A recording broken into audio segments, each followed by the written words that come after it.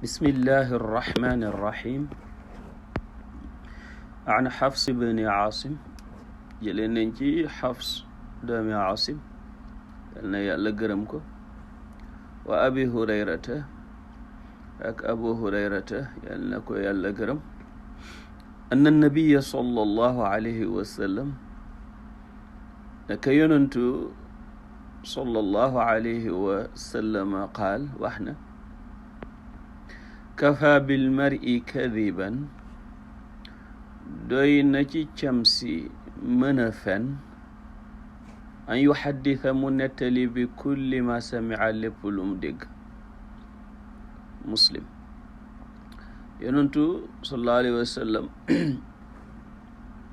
nee na waxuma nettali lu amut waaye koo gis lu mu xam nettali ko ne booy wut fenkat jàppal,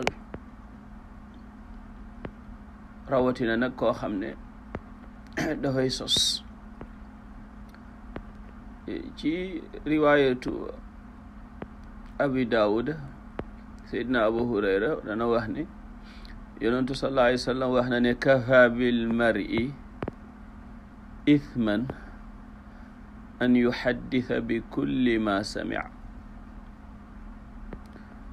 doy na si cam si bakkaar mu nettali lépp lum dégg.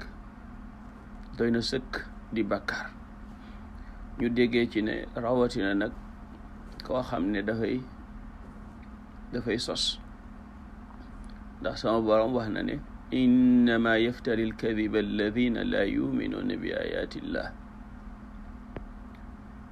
ñi gëmut yàlla ñi gëmut aaya yàlla yi ñoom rekk ñoo mën a fentu fen ñoom rekk ñoo mën a fent aw fen.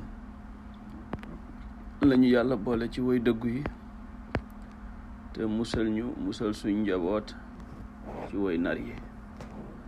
hada wa sallallahu ala sayidina muhammadin wa alihi xaqa qadrihi wa miqdaari al-azim. Thanks for watching. If you liked this video, please subscribe to our channel